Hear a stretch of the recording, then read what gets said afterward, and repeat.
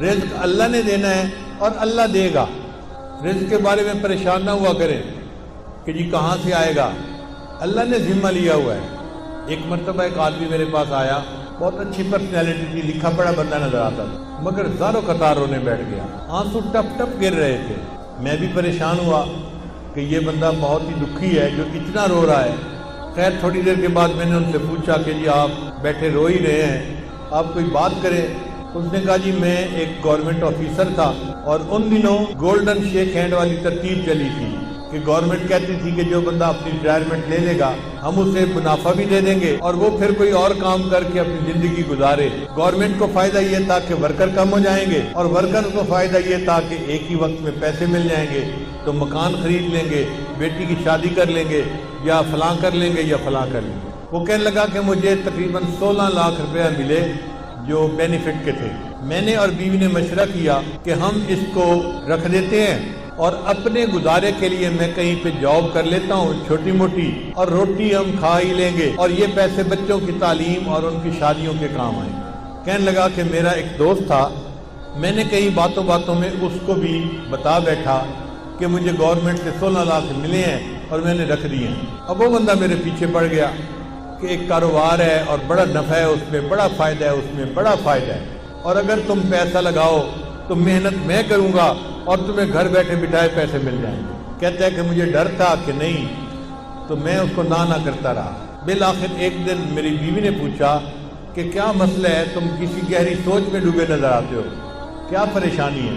تو میں نے اسے بتا دیا کہ میرا ایک دوست ہے وہ مجھے کاروبار کے لیے کہہ رہا ہے. بیوی نے مشورہ دیا کہ آپ ایسا کریں کہ اس کو 16 لاکھ نہ دیں, اس کو 8 لاکھ دے دیں اور دیکھیں 8 لاکھ کا وہ آپ کو کیا فائدہ دیتا ہے, پتہ چل جائے گا 1 سال میں.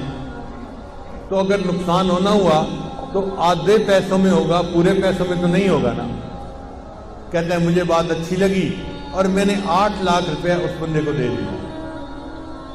اس بندے نے کہا تھا جی آپ کو ہر مہینے 25-30 ہزار مل جایا کرے گا.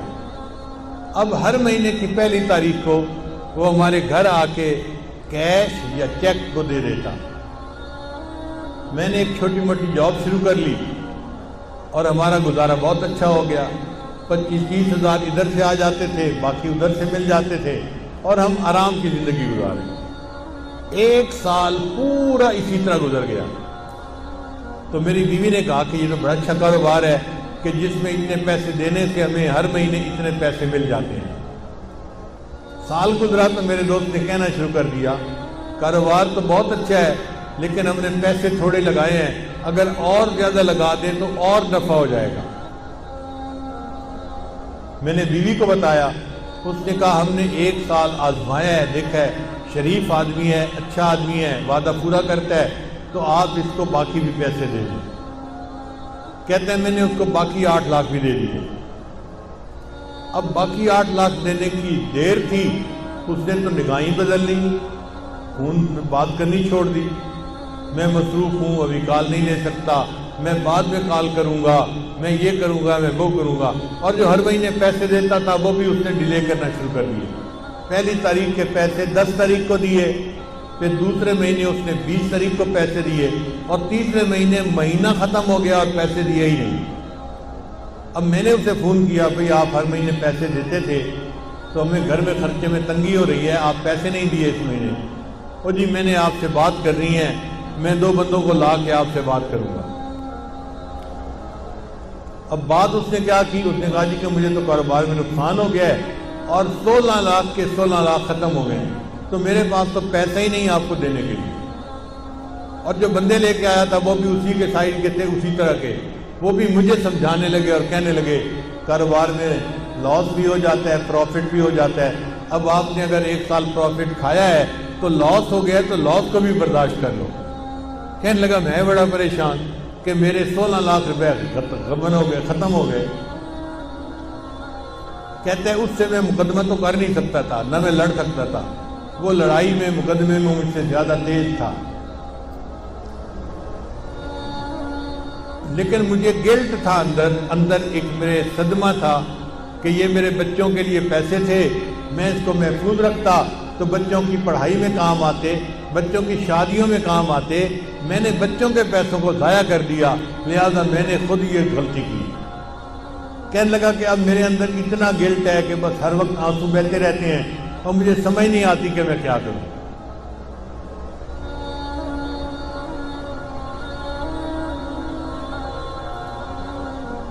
اس کی بات سن کے مجھے بھی بہت دکھ ہوا کہ ایک شریف آدمی اذیت میں مبتلا ہو گیا۔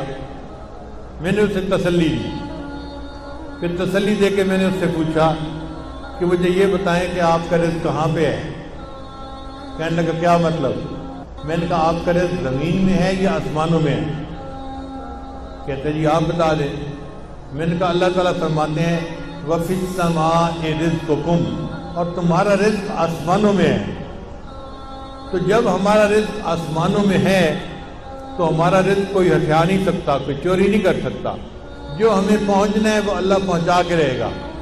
اگر کسی نے پہنچانے میں بددیانتی کی تو اللہ دوسرے ڈاکیے کے ذریعے سے پہنچا دیں گے، کسی اور طریقے سے پہنچا دیں گے۔ اللہ اس پر قادر ہے کہ اس کو پہنچائے۔ اس کو تھوڑا تسلی ہو گئی۔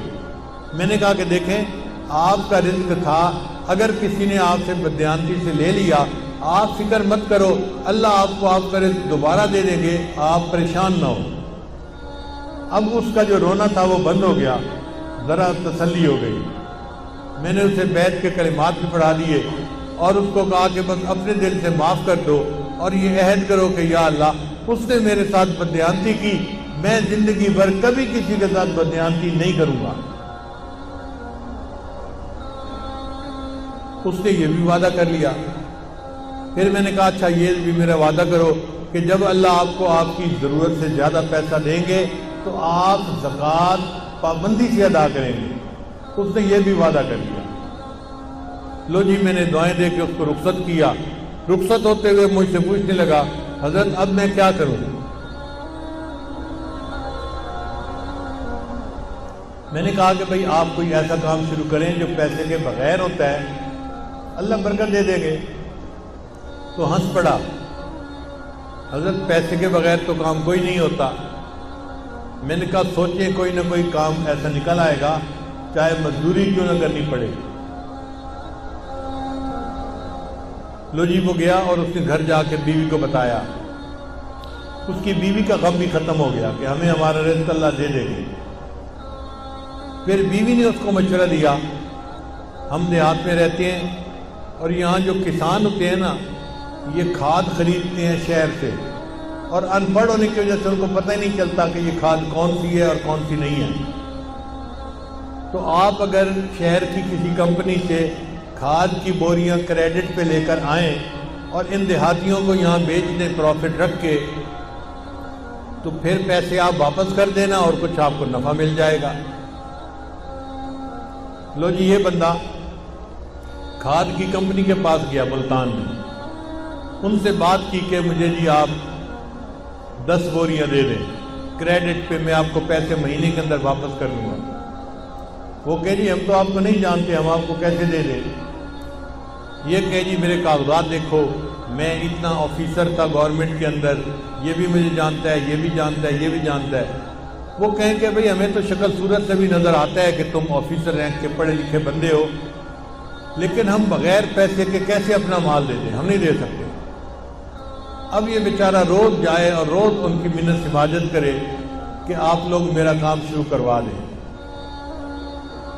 جو مینیجر تھا نا وہاں کا وہ ذرا رحم دل بندہ تھا، اس کو رحم آ گیا۔ ایک دن وہ کہنے لگا دفتر والوں کو کہ بھائی اس کو 10 بوری کریڈٹ دے دو اور گارنٹی میری ڈال دو، اگر اس نے پیسے نہ بھی دیے تو 10 بوری کے پیسے میں ادا کر دوں گا کہ چلو مجھ سے غلطی ہوئی، لیکن اب اس بندے کو 10 بوری دے دو۔ اس بندے کو 10 بوری مل گئی، یہ لے آیا، اس نے آ کے کسانوں کو بیچی، ہر بوری پہ 50-50 روپیہ اس نے نفع رکھ لیا، تو 10 بوری کا اس کو اچھا بھلا فائدہ ہو گیا۔ چنانچہ پھر یہ 10 کی جگہ 20 بوری لینے لگ گیا، پھر 30 بوری لینے لگ گیا، پھر 50 بوری کرتے کرتے ایک وقت آیا کہ کمپنی والوں نے کہا جی ہم آپ کو پورا ٹرک کریڈٹ پہ دے دیتے ہیں۔ اب اس نے کریڈٹ پہ ٹرک لیا اور لوگوں کو تقسیم کی کھاد اور ان سے پیسے لے کے واپس دے دیے۔ پھر 1 ٹرک سے 2 ٹرک اور 3 ٹرک اور ٹرکوں میں کام شروع ہو گیا۔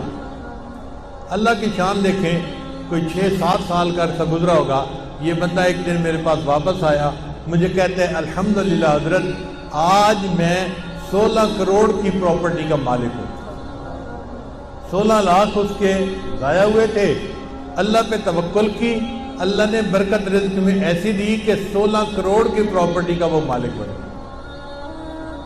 تو ہم کیوں اس معاملے میں شک میں پڑیں یا اپنے دل میں حرام لگائیں؟ دل میں تسلی رکھیں، اللہ نے جو ہمیں دیا ہے وہ اللہ نے ہمیں پہنچا کے رہنا ہے۔ جب اللہ نے پہنچا کے رہنا ہے تو ہم حرام کی طرف کیوں ہاتھ بڑھائیں؟ اس لیے جو چیز شک میں ڈالے اس کو چھوڑ کے اس طرف آ جاؤ جو چیز شک میں نہیں ڈالتی۔